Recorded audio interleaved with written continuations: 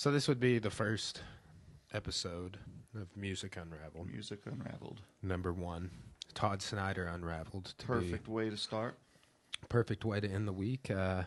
And to start that particular And to section. finish a week, in the case of you and I, because we just recently saw Todd Snider at Georgia's Majestic Lounge. Yes, Bar, in lounge. In Which, Fayetteville. excellent venue. I'm super happy about all the talent they bring through here. That's not Good acoustics. It is. It's not our first show that we've seen there together. Talk about truckers. DBT. That was this year. And just to let the audience know, I'm here with my friend Michael Boutier. That is correct. And we'll plug his YouTube channel. We've known each other for some time. And seen numerous concerts together. I would express And my many more to come. and express my gratitude here on the podcast of you turning me on to awesome music. And I'm looking forward to getting to sit down and review just all the concerts you went to and I went to, and then our other friend went to. This going to come on in 2017 because between the three of us, we've seen a lot of shows, and like the Roger Waters experience, man, that was just some amazing things and historic things to be a part of. You getting to see Gary Clark Jr. and I just want to, I'm excited to sit down and talk with you about all those individual experiences, but we're going to focus on Todd Snider today. And Well, let me just interject. To have somebody who cares to listen.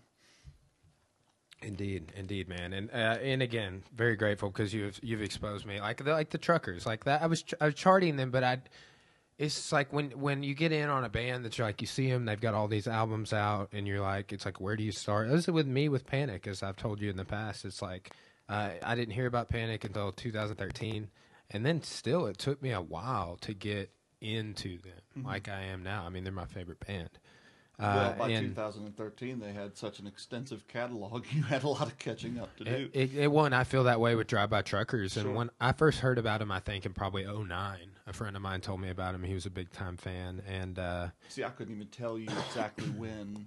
I had known about the Drive-By Truckers for a long time, actually, before I had checked them out.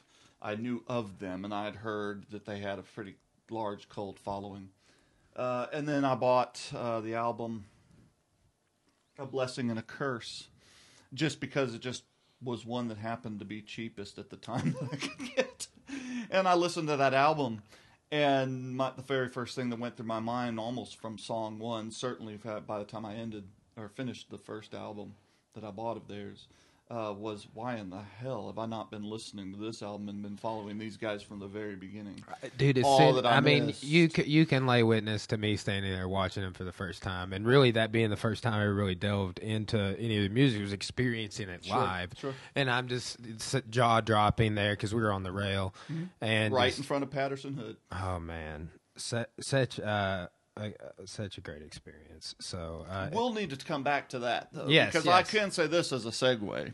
What I just said about Drive-By Truckers, having kind of, quote-unquote, discovered them in my own time, way after they had already been making music and being on the road for years and years. Same concept with Todd Snider. Todd Snider's been performing since, as professional since he was about 25 years old. Yeah, I think his first album came out in 94. Yes, that sounds about right. And I'm sure that he was on the road before his first album came out for a while as well, as all artists that come up on their own terms are.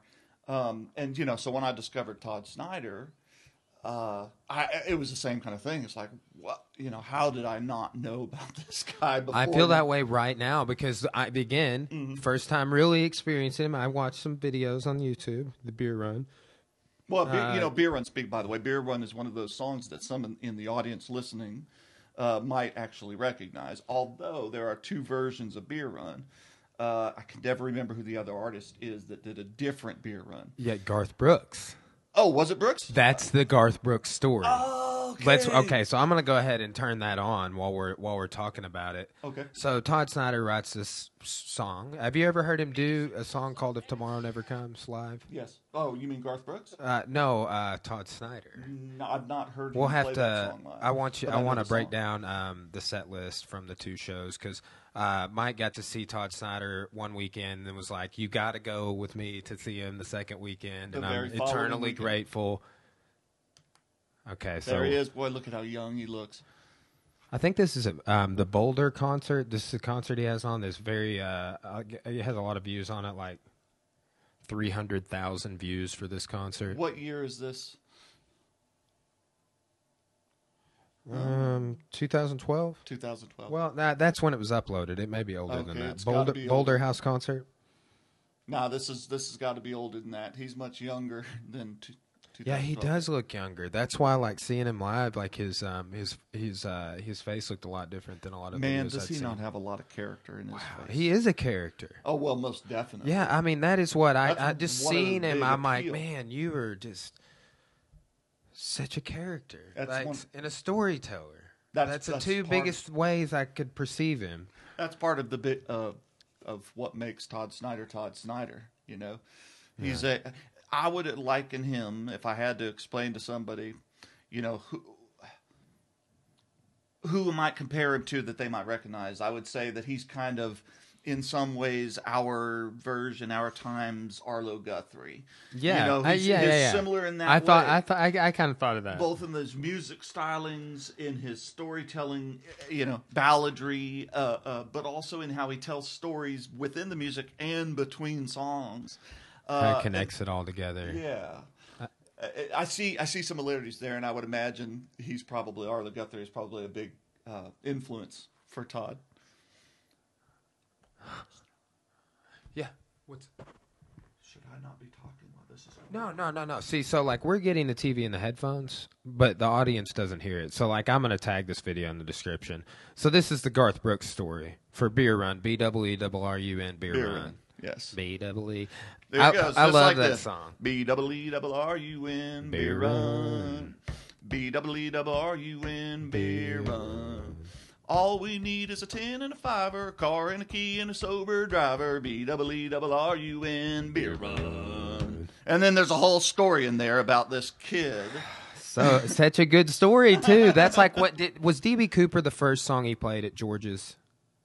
Because I was so yes, I do believe it was. I was so blown away by that song, and I was like, "That is so." Yeah, and I couldn't remember, but I just remember like my top songs from George's were D.B. Cooper. What's that song? Hell yeah! Oh, standing on the corner of Sanity and Madness. That's not the title of it, but that's always meant. That was a great one. Stuck on the Corner is what it's called. Yeah. And I love that one because the quote is from the standing on the corner. You filmed this. Of Sanity and Madness, looking them over, can't see a difference. Oh, man. See, little lines like that, Todd is just a genius songwriter in how he creates an image and tells a story. What was that? Money making. He has a hook making paper out of paper. Paper out of trees. Paper out of trees. Making so much money we can hardly breathe. Oh, man, he has a hook like that in like every chorus. Well, that's one of those songs that gets a lot of feedback. And at George's, by the way, very different show. Very, very, very different show in tone and in the audience kind of say that just the way the audience kind of reacted to Todd. Then the show just over a week earlier at South on Main in Little Rock. That show at South on Main in Little Rock, that's where I met Todd Snider. Total chance. Go ahead. I mean, what tell me the whole. I mean, you briefed me on it because I told you I really wanted to get into it on the podcast. Because we've been planning on doing this since seeing Todd Snider. Okay. So you met him. All right. So here's what's happened. All right. So this is actually, by the time I saw him at South on Main, that was the second solo show I've seen. The third time I've seen him perform because I saw him with Hardworking Americans at George's Majestic the year before. Which will set us up for the second story. Right. There's a whole other thing which we'll get into, but I can mention that in this story. So going to South on Main, I kind of hoped that I might have the opportunity to get him to sign his book for me because it's a very small, intimate venue that's very artist focused. It's not like if you've not been there before, I can't remember if you have, but it's a I have not been there, it's more actually. like an artist venue than it is a bar or a club. It's a restaurant, but it's run by and is actually was established by the Oxford American magazine, which is very literary focused, not just on literature, but on any genre of art. And so the people that go to those shows oftentimes tend to be people who don't really know who the artist is or don't know him much, but it's always focused directly on the artist. The drinking and the eating is secondary to that. So it's very rare, for example, that you'll have a lot of chatter going on as the artist is performing. Everybody is there to see the artist, not just a party, and maybe the artist is secondary to the whole experience. And so I'd hoped, maybe this would be my chance to kind of have the chance to meet him and have him sign my book. Anyway, get to the story. So my wife and I went into the venue, kind of got established. I bought a T-shirt, which I'm wearing right now. Told my wife, got established, I'm going to go out to the car, put my T-shirt in the car because I don't want to sit here and hold it the entire show. So I did that. As I was coming back, I was walking down the street, and it's coming about maybe 30 feet from the venue on the sidewalk, and come walking towards me. I'm like, I think that's Todd Snider. And I get closer up to him, and sure enough, it was Todd Snider. And so right up front, I just kind of stopped and said, Todd Snider, man. And he was like, hey, I like your shirt, man. I was wearing the Hardworking American shirt that I bought at the Hardworking American show when I saw them the year before, which a picture of that appeared, by the way, on the inside cover of their next album release, Rest in Chaos. So as I was like kind of right there in that moment, you know how you get, it's like this surreal, a moment in which everything becomes very focused in that moment. And I said, oh man, I said, I brought your book. I was hoping to get you to sign it for me. I said, I got it down in my truck. Would you be all right if I just ran and got it real quick? And he said, sure. And he said, I'll tell you what, I'll just walk down there with you. So we ended up walking all the way back down to my truck. He was sitting there leaning up against my truck, telling stories, talking about things about on the road. We were talking music. He mentioned Aaron Lee Tasjan to me, whom I had just been listening to in the car on the ride down with my wife, because he is a big Todd Snider fan as well. That's a whole other story. But anyways, we got, he signed my book, and he signed it, great meeting you, Todd Snider, which I understand you'll put a picture up there on it. And then we went back and took picture and did all that. And it was just one of those complete chance meetings that life throws your way sometimes. Yeah, oh, and by the way, I was so jealous when I saw you post. I was like, oh wow, I was flying high all night, man. What are the odds? Because I know you going into that show. Because I've just heard you talk about Todd Snider. They said you turned me on to him. Mm-hmm. Other than me, because I saw in Mexico with Widespread Panic, so two of the members of Widespread Panic, Dave Schools and Dwayne Trucks, are in Hardworking Americans. Correct. Which you were in the album cover of. We Are Not Worthy. Well, let me tell you. Wow. That's a cool story. Let me tell you how that happened, because I mentioned that to Todd, and it blew his mind as well. So I can't remember exactly when it was, but it was the first time I seen Hardworking Americans. My wife was with me, bless her heart, at that one again that night as well. We were right on the rail, right in front of Todd. And there were these kids next to me, these Fayetteville college-age kids, traditional students next to me. We were having a grand old time. And the whole night was just a complete and utter blast. I mean, it was a phenomenal show. Todd was on point, having a great time. Obviously, the whole band was into it. The crowd was just so responsive all night. I mean, from the moment they came out to the moment they left their encore, the entire crowd was just giving them feedback the entire time, and they were feeding off that. Neil Casal, who was the guitarist at the time with Hardworking Americans, there's been a change there recently, although I'm not sure exactly what's going on there. Just slayed it all night long. And anyways, after the show, of course, about a month later, I think it was, dates get mixed in mine, they put out their new album called Rest in Chaos. is their second album. For their first album, is all covers of other people's music. This album, Rest in Chaos, is their first album of all originals, all written by Todd, if I'm not mistaken. Don't quote me on that. There may be some that are co-written, but I mean they're Todd-driven songs. What are some of the covers on that first Hardworking Americans album, if you recall any? Let me finish. I'm going to look that up. I'm very interested in that. So when I got that album, I got it from Amazon, 2-day Prime delivery. Opened it up, right? Checking it out. I open up, that's a double gate folder, and I open up double gate, and on the inside is a picture that I've seen before. Well, when I had that when I went to the Hardworking American show, about 2 weeks later on Facebook, Todd, or I assume Todd's representative, whoever kind of posts things or communicates for him on Facebook, posted a picture from the George's Majestic Lounge Hardworking American show, and it was from the perspective or the vantage point from behind Todd with his iconic hat with the flowers in it right there on the brim, and he's wearing a ratty flannel, kind of hanging down at the arms, he's that typical hippie character, right? And he's holding onto the microphone stand, and the picture is from behind him, and directly in front of him, I mean, it could be like right where he's looking, is me, standing there on the rail, kind of, cheering, and then these guys that had been partying with the kids next to me, one who was so into it, jumping up with his arms up in the air. That dude's losing it. Right, exactly. Both you guys. When I opened the double gatefold cover, that picture was there, and I was like, I saw it. It was such a surreal moment because I sat there and looked at it, and I thought, I've seen this before. Oh, holy shit, that's me. That's from George's, and I'm right there. My 2 seconds of fame.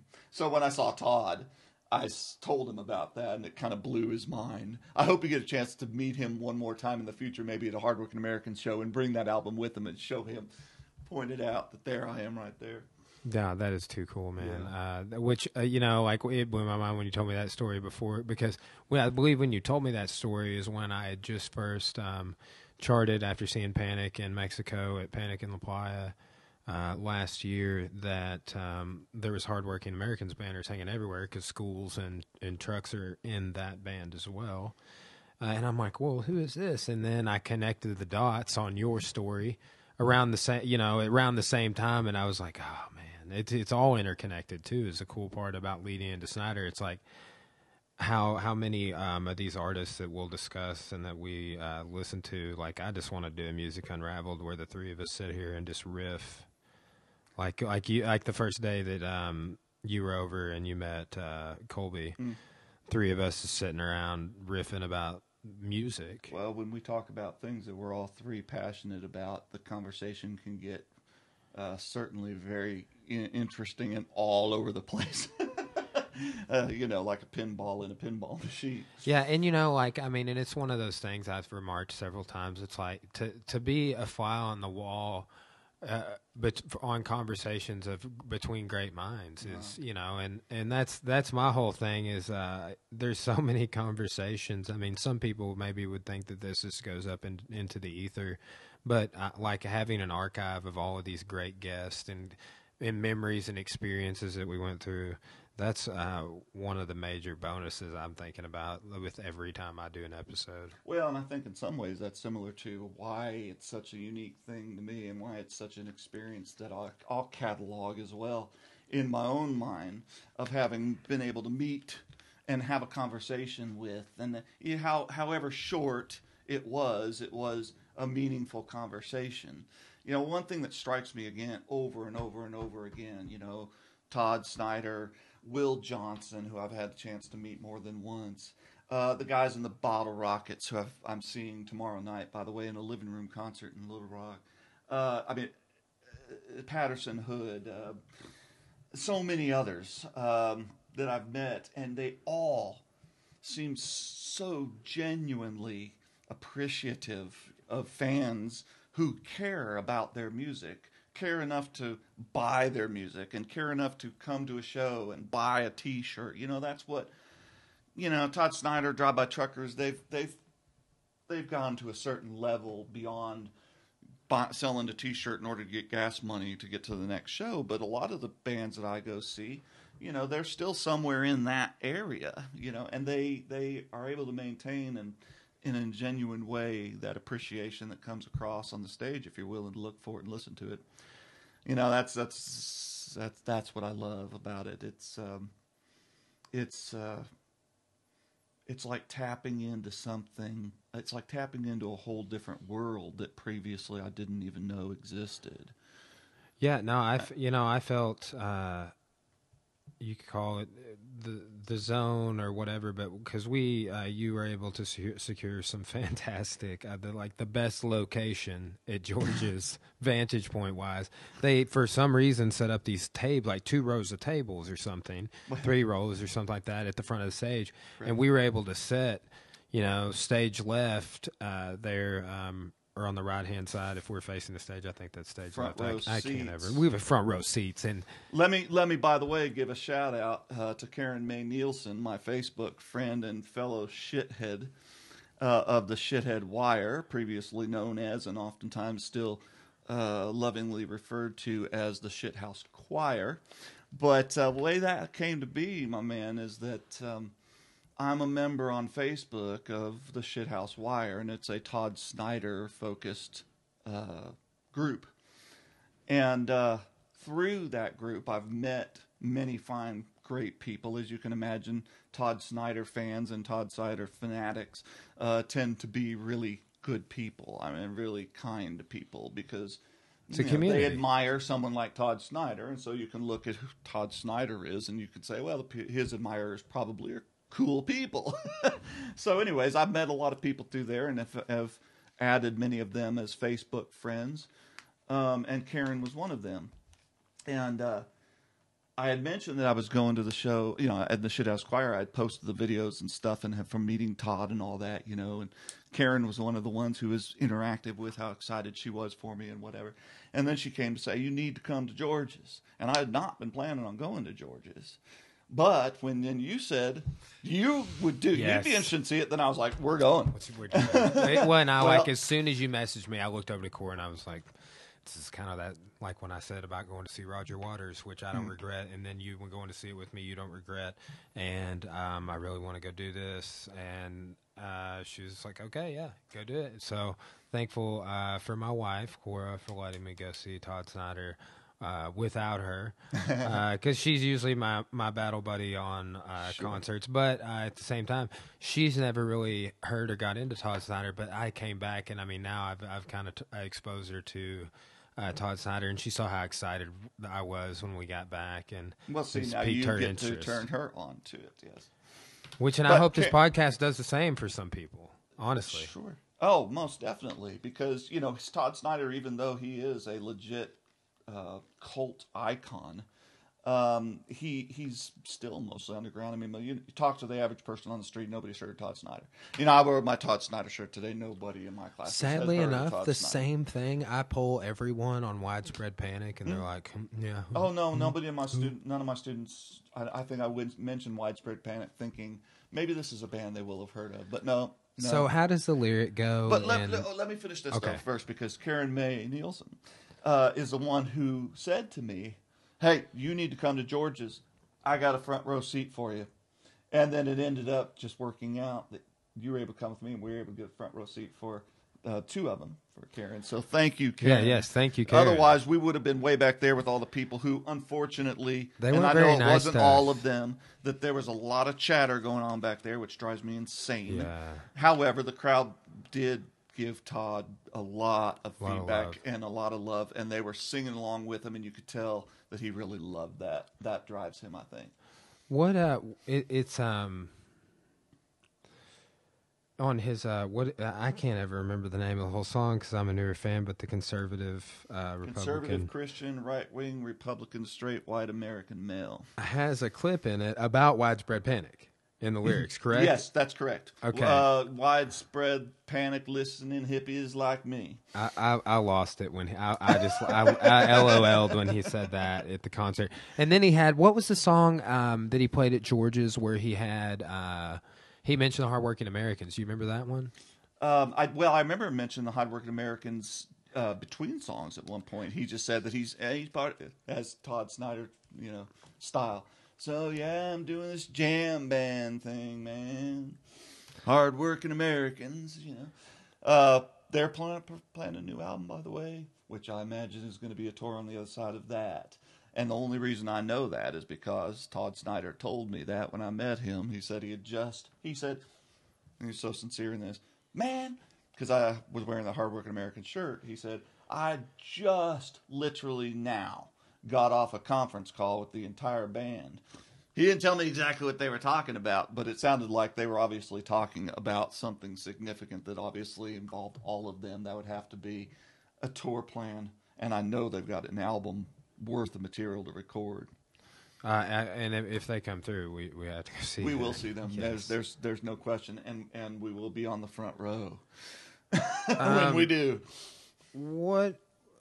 Let's kind of touch on the set list, if you don't care to do so. I mentioned one. I can't remember if we were recording one, but he let out. Actually, his first song was "Can't Complain," but then he went in, which I hadn't heard that one, but he went into DB Cooper, and I was hooked. I was like, that brought me like officially into that world, I was just like, oh man.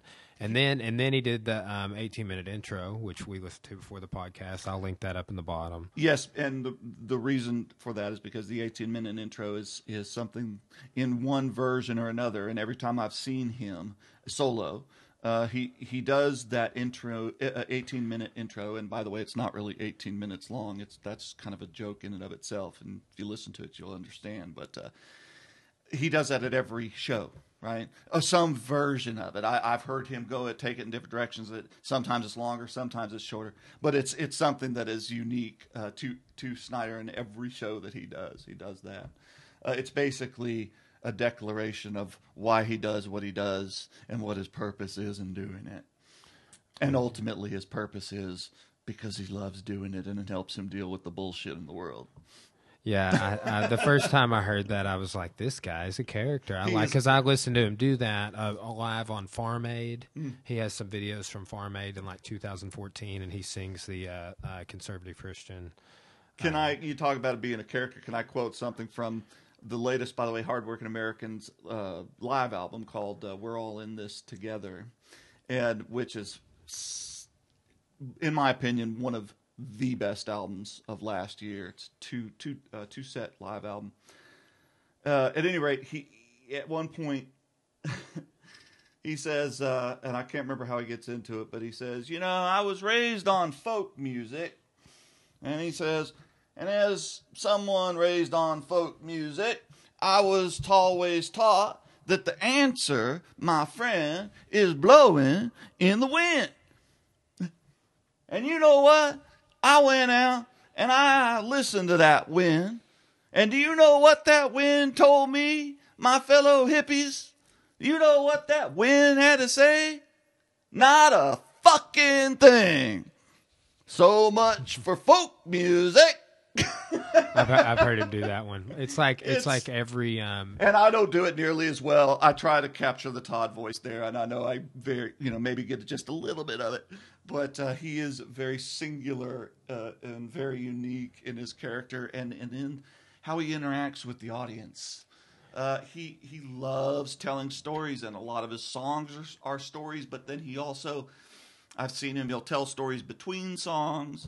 A lot of times he'll build stories, secondary stories, into his songs, like he did with All Right Guy at South on Main, which I sent you and you listened to, and he builds into that song. When he did the 18-minute intro on according to the set list you sent me, which you said you didn't remember him playing All Right Guy, and I don't really... In George's, but I don't really either, but no, I don't think it was on the set list. But then, because I remember after that... I was hook, line, and sinker when Statisticians Blues came on. Yes. If you're listening to this and you haven't heard that, 60% of all statistics are made up on the spot.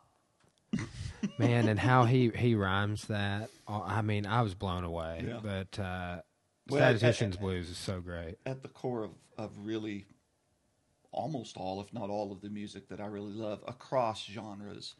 is just good songwriting, and Todd Snider is among the best songwriters working today, especially when you look at how he is able to use humor and storytelling and humor within storytelling to very gently make social commentary and express his views and opinions about who we are as a people and how we are oftentimes ridiculous as a people, and yet he does it in such a way that it's endearing, It provides almost a sense of relief. Yeah. I would compare him, and I mentioned Arlo Guthrie before. The other comparison I'd make about him, both as a musician, as a songwriter, and also, by the way, as a performer, is he's almost kind of like Bob Dylan with a sense of humor. Yeah. I can get behind that. He's as clever a songwriter, I think. Some people would probably argue with me about that, especially since Dylan has won the Pulitzer Prize. But, I mean, if you look at his catalog of material, I think Todd Snider could hold his own against somebody like Dylan, even if you wouldn't put him on the same pedestal. I might. However, I already would. I tend, and I love Dylan. Don't get me wrong, and I listen to Dylan a lot. But Snider's songs they have a perspective that I find to be uniquely Snyder, and I don't see it really the way he approaches music and the way he uses storytelling and the way he uses self-deprecating humor. For example, right-wing Republican. Conservative Christian. Thank you. Straight. Conservative Christian, right-wing Republican, straight white American male. Is obviously a song that satirizes the very character that's listed in the title. But it also, within that, it also pokes fun at widespread panic-loving hippies like Todd.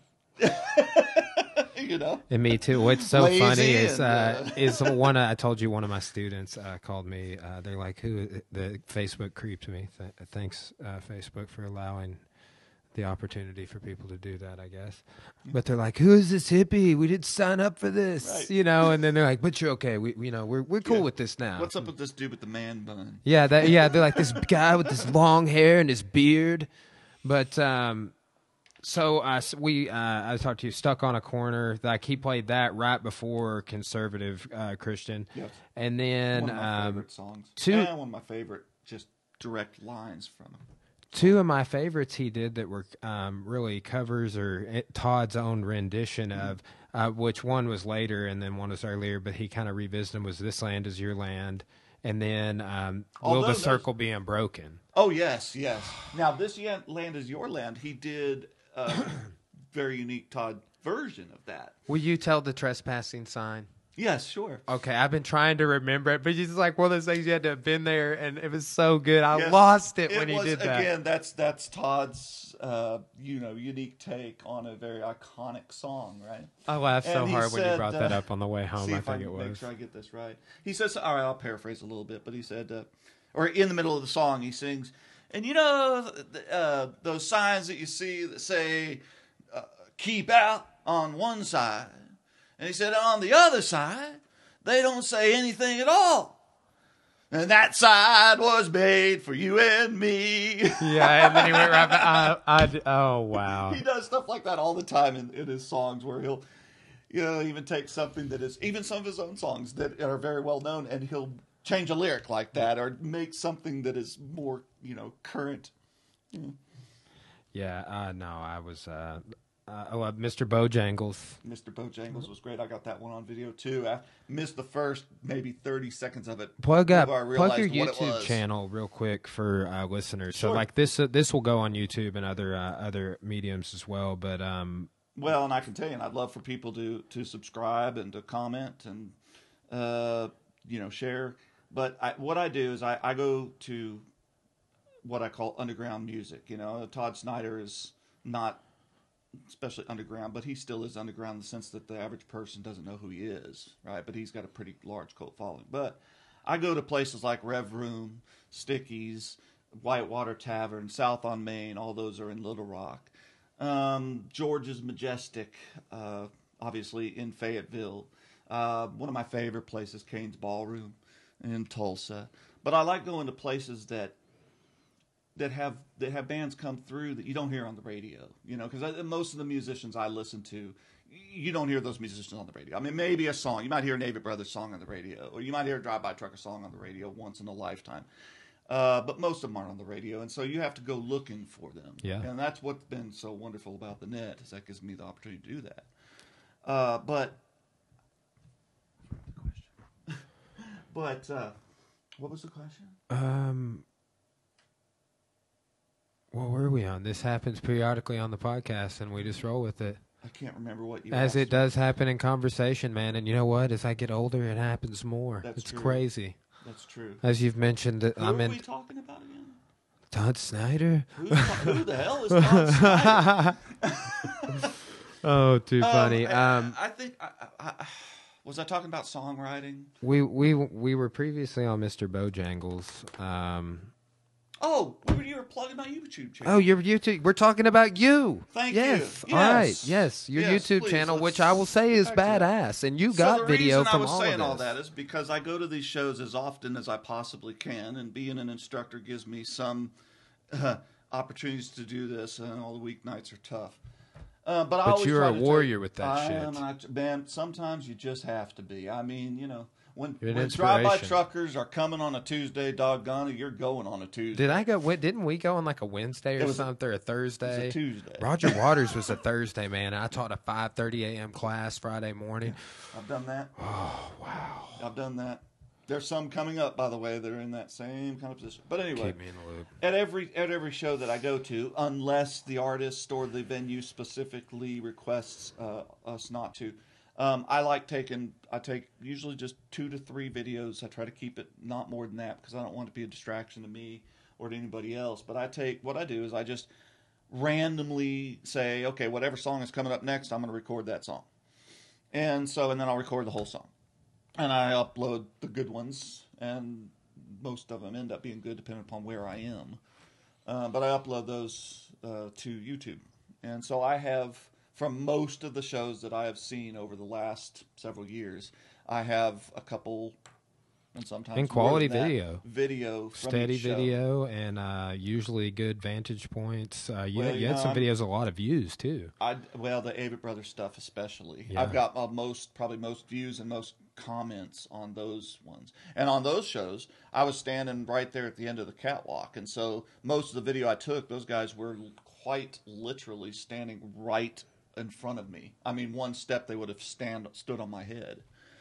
So I try, and it doesn't always work out, but I do what I can to get up on the rail, because especially at bar-like concerts where there tends to unfortunately be too many people who are there for the bar experience rather than the music experience. I want all that crap behind me. Yeah. And I like the power and just the energy coming off of those musicians up there right on the stage is just euphoric for me. It's like a drug. I just can't get enough of it. And like when we were truckers, the sound, we were kind of in front of the sound, right? As you said, we were kind of getting most of it off the front speakers, and so a lot of the vocals were drowned It was out. raw, but I still, the truckers were, the band we saw before them, the sound was a little less quality. The truckers came with they had more, better equipment for us to get, but we got even most then, of the a lot of vocals, like Cooley's vocals, Cooley's Yeah. wonderful, it's just sort of got that really deep baritone voice. Yeah. And most of his stuff was drowned out. Luckily, for me at least, as somebody who's listened to their albums over and over and over again, I know the words, so I can kind of fill in that. Exactly. But it's that energy coming off the stage for me that's. Oh, dude, Patterson Hood was all up in our face. I was he is a force. Didn't you get a of funny nature. picture of Patterson Hood and like me, like in the yeah. Yes, I got. I'm gonna post that. Yeah, I got a picture of you. I backed up and kind of got standing right behind you, and I had a picture of you right there on the rail, and Patterson Hood. I'm going to do a contrast. Jamming on the guitar with his foot right in front of your face. I'm going to do a contrast of your Hardworking Americans album. I'm going to be like, that's me with you, because I'm going to post that picture earlier. By the way, yeah. my YouTube channel, and we keep coming back to this, so get ready. Here it is. I would love for you to check it out. It's Michael Boudier is my YouTube name. Michael, obviously, Michael. Now let me get Bootier for you. Bootthillier.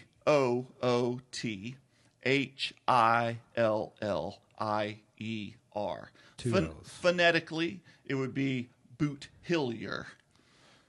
Yeah. It's French, by the way, and I can't imagine why at some point along my line in the family tree they changed it from Boutier to Booty. Yeah. Well, there wasn't cyberbullying back then. True. Well, and back then Booty meant treasure. Yeah. Hey. Yeah. But I go by Good Boutier. That is my original family name, French family name, and I just find I like that because it gives me some level of anonymity online. Even though I just revealed and exposed myself, but I don't care about that. Yeah. I just what I post online and what I say online.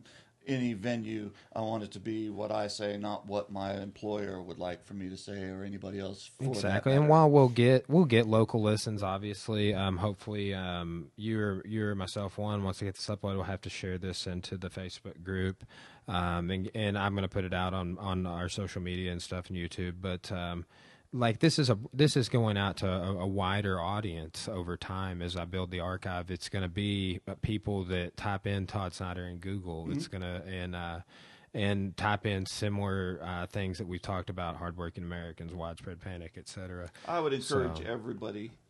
I mean, anybody who is interested in just superior songwriting and superior musical ability and superior storytelling and just a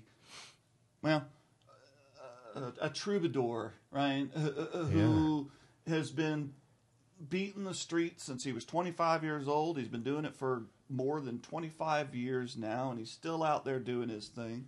And he has wide range appeal because his music is not easily pigeonholed, right? I mean, most people would call him a folk singer, and that's oftentimes how he refers to himself, but he's also a rock and roll singer. He's also a country musician. Yeah. He's also a blues musician. A lot of blues. Yes. He even has some more kind of Jimmy Buffett sound, like when he did Robert Earl Keen's Corpus Christi Bay. I remember that. And which, by the way, Robert Earl Keen has done Todd Snider's beer run as well.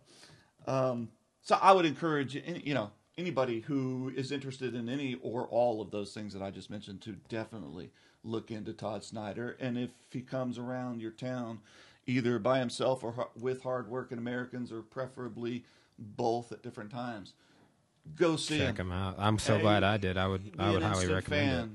And if you aren't, that's all right. It doesn't work for everybody, but I'd be hard pressed to find somebody better than Snyder to put out as somebody that anybody could enjoy.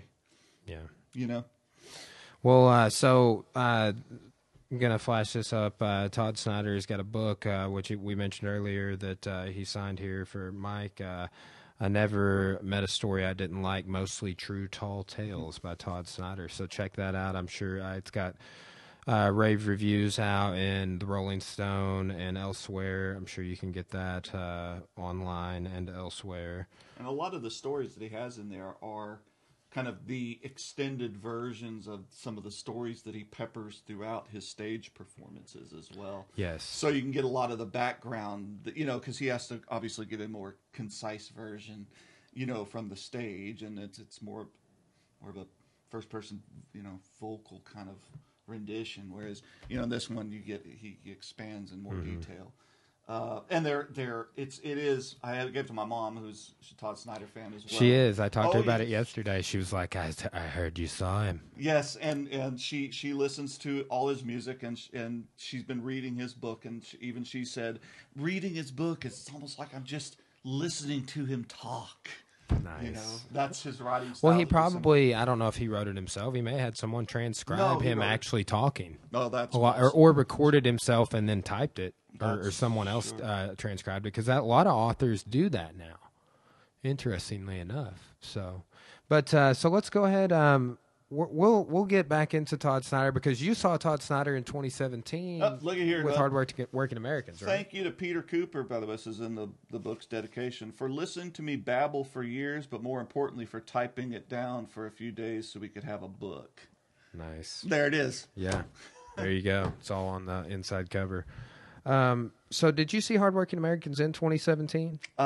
This is 18, right? Yes. Yes. So I when can't we remember do exactly Music Unraveled on 2017 concert reviews, we'll get back into Todd Snider. You know what? That we will, but I'm thinking now, and I'll have to go back and look at my records. That may have been 16. Fuck it, we're going to talk about him anyway. Fuck it, I'll talk about him at any time you want to. Yeah, well, but I also have a lot of other fans we could talk about. But yeah, I'm always up for talking about Todd Snider and Hardworking Americans, and both. We should do a Music Unraveled on Hardworking Americans. Let's do it. I mean, I know we hit on them, but again, you know. Well, we should do one on Drive-By Truckers. I want to do one on Widespread Panic. Okay, but I haven't seen. Oh, and this is all right. Let me confess a sin. This is confession time of this particular Music Unraveled show. I have not seen Widespread Panic live.